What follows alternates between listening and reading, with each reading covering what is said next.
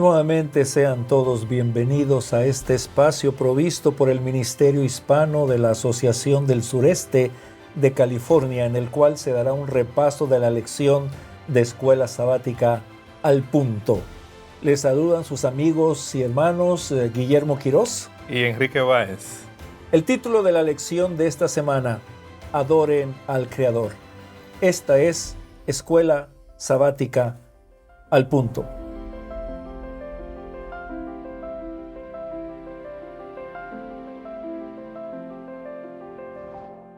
Los puntos al punto de esta semana son: adorar a Dios, creación, evolución, Bará y el carácter de Dios. Hay 9 términos en el hebreo para adorar: hacer reverencia, darle un acto de homenaje, caer de rodillas y tocar el suelo con la frente con una expresión de profunda reverencia, expresar respeto, hacer súplicas. La adoración es dominante desde el Génesis hasta el Apocalipsis. ¿Por qué le adoramos a Dios? ¿Qué es exactamente la adoración y cómo adoramos en el día a día? La palabra adoración es darle valor. Y por eso la palabra de Dios nos dice en varios versículos, Isaías 43:7, yo los he creado para que me adoren y me canten alabanzas. Salmo 95:6, venid, adoremos y postrémonos, arrodillémonos delante de Jehová nuestro Hacedor. Y el Señor Jesús en Lucas 4:8 respondiendo dijo, vete de mí, Satanás, porque escrito está, al Señor tu Dios adorarás y a Él solo servirás. Y en 2 de Reyes 17:36 dice, el Señor que te sacó de Egipto con gran poder y brazo extendido es a quien debes adorar.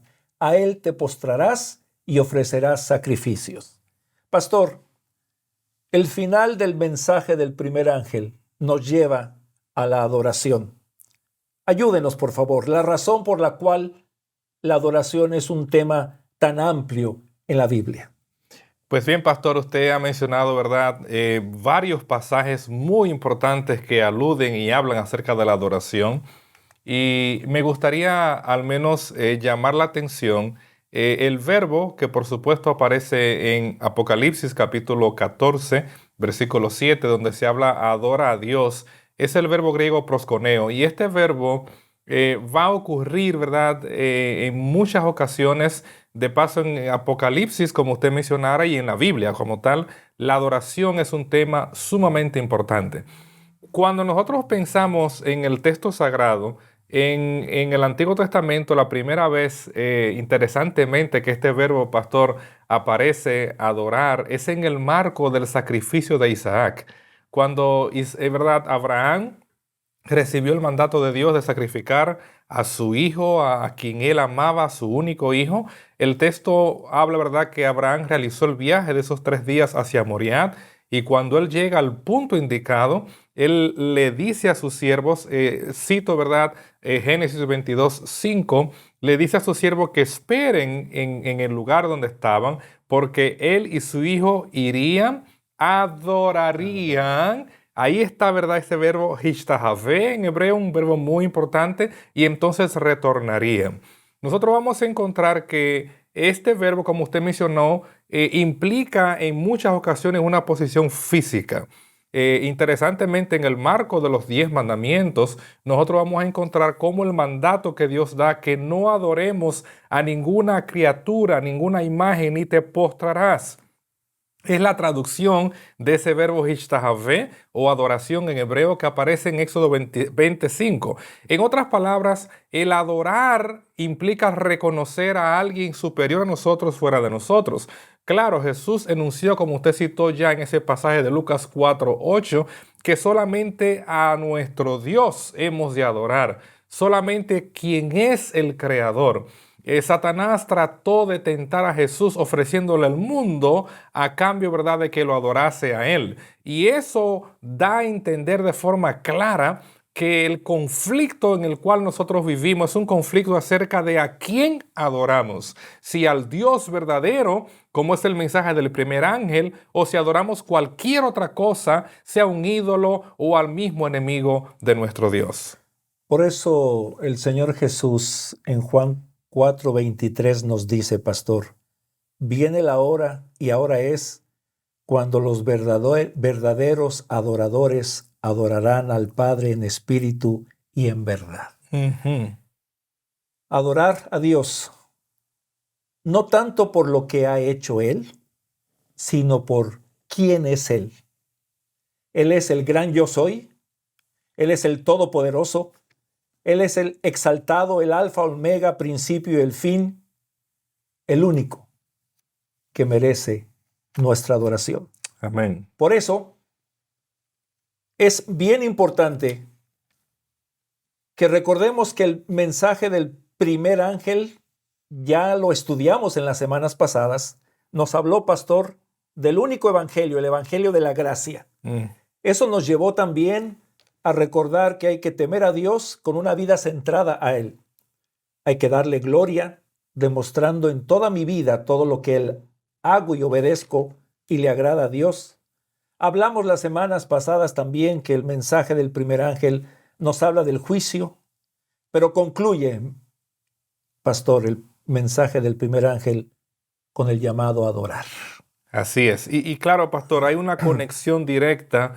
Nuestro Dios es el Dios creador de los cielos y la tierra, pero también es el Dios que ha prometido estar con nosotros todos los días hasta el fin del mundo. Amén. Es el Dios que prometió estar donde quiera hayan 2 o 3 congregados en su nombre con el propósito de adorarle. Es decir, aunque Él es quien controla el universo, Él está a tu alcance y a mi alcance. Él es el Dios inmanente porque está a nuestro alcance y es el Dios que trasciende a todo lo que existe. En la palabra de Dios, el primer versículo nos habla, en el principio creó Dios los cielos y la tierra. Pero estamos en medio de una lucha, de una guerra, y dentro de este ambiente de guerra está el asunto de la evolución. La evolución nos dice, pastor, que de manera azarosa y por variaciones, por mutuaciones o recombinación genética, por miles y miles y miles y miles de años, hay una evolución. Se va cambiando poco a poco el origen de la vida a lo largo de un periodo de tiempo muy largo. Sin embargo, la palabra de Dios nos dice exactamente y claramente, pastor, en el principio creó Dios los cielos y la tierra. Gracias a Dios por el concepto creacionista. Ayúdenos, por favor, pastor. Amén, amén. Por supuesto, esa declaración que usted realizó, pastor, Génesis 1:1, debo al menos recordar esto. Nosotros, ¿verdad? Cuando leemos esas palabras, de repente, dependiendo de la versión que nosotros la leemos, pastor, puede ser que en la Reina Valera del 60, aunque no recuerdo exactamente, pero digo un número, Génesis 1:1 puede ser que contiene 10 palabras y dependiendo qué versión tú leas puede variar 9, 10, 11. Pero lo interesante, pastor, es que cuando nosotros leemos el texto original, vamos a encontrar que en Génesis 1:1 hay, pastor, 7 palabras hebreas. Es decir, la forma como Moisés inicia el relato, él va a hacerlo de una manera tan específica, calculada, que aún hay un mensaje en el número de palabras que él utilizó. Pues nosotros conocemos bien que 7 es el número de la perfección en el texto bíblico. Y el texto está enunciando que la creación, el acto creador de Dios es perfecto, es completo. Todo lo que era necesario, Dios lo incluye. Y claro, el texto mismo resalta de la forma como está dividido, donde se colocó el acento disyuntivo llamado ajná, que es uno de los acentos más importantes en el texto original. Está colocado sobre o debajo de la palabra Dios, para indicar que Dios es el que origina la vida. Dios es el único que puede crear. Y claro, el texto contiene, pastor, ese verbo que usted, ¿verdad?, introdujo muy bien, bara, que es un término muy importante en el texto bíblico. ¿Crees que tú y tus antepasados han evolucionado en un periodo largo de tiempo? ¿O crees en el poder creador de Dios? ¿Qué antepasados quieres tener en tu árbol genealógico? Y eso lo vamos a hablar en la lección de la próxima semana. ¿Dependemos de un proceso de miles y millones de años para llegar al estado en que estamos? ¿O dependemos de un enfático Jehová dijo y fue hecho, mandó y existió? Pastor, el Apocalipsis nos lleva al Génesis. Apocalipsis 14:7 dice: temed a Dios y darle gloria, porque la honra de su juicio ha llegado, y adorar a aquel que hizo el cielo y la tierra, el mar y las fuentes de las aguas. Somos creación terminada. Amén. La vida no es un accidente. Dios es mi creador, mi redentor, mi sustentador, y esto nos lleva, pastor, a hablar del sábado. Así es. Y claro, ¿verdad?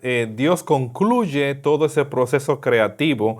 Como señalé, el verbo que aparece en el versículo 1 de Génesis es Dios el sujeto únicamente en las Escrituras. Y claro, en el contexto de Génesis 1, nosotros sabemos que Dios creó de la nada por su palabra, como está citado en ese salmo tan precioso, por su palabra. Como dice Apocalipsis, Él es el creador de los cielos y de la tierra.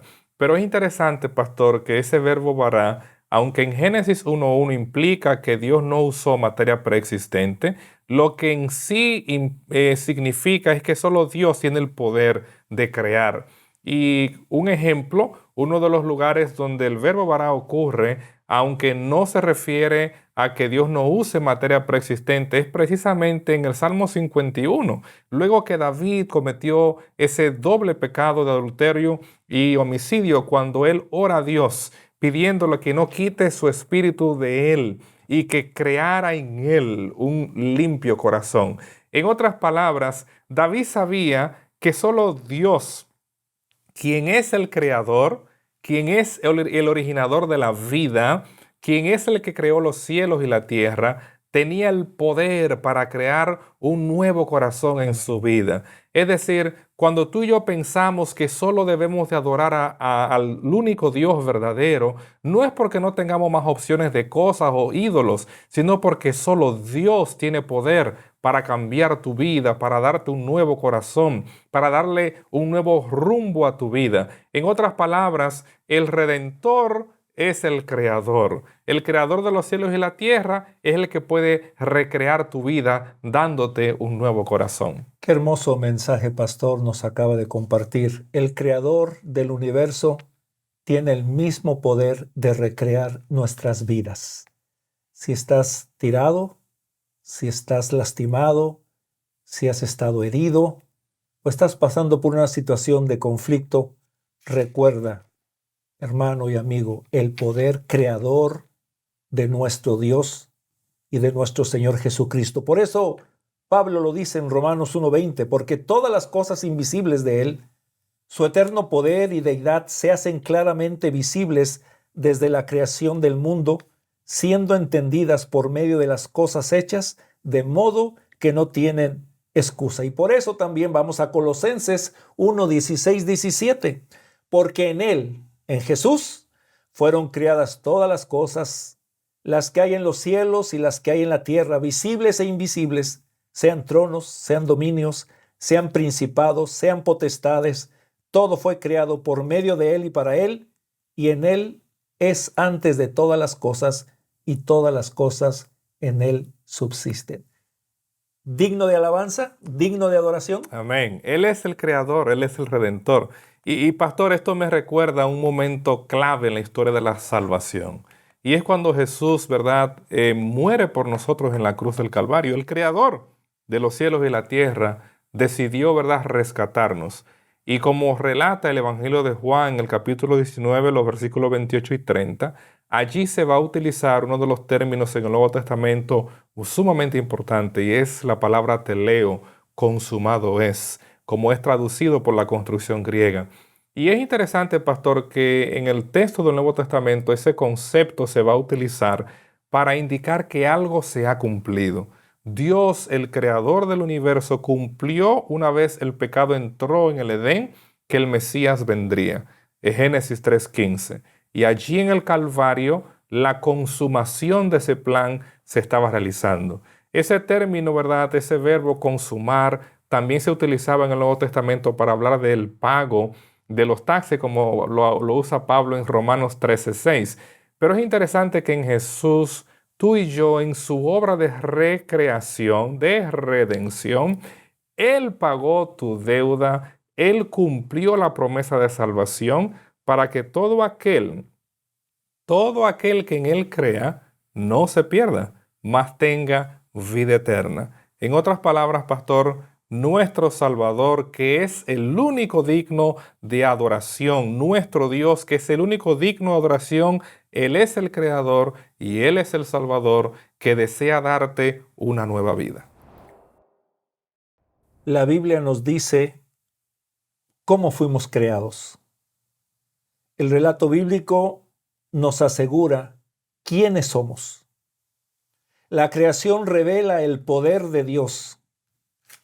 El poder de Dios se revela en la recreación de los seres humanos perdidos, sin esperanza. Pastor, tenemos un Dios presente, Amén, activo e interviene hoy sobre toda su creación. Dios no olvidó a su creación. Dios no te olvida a ti.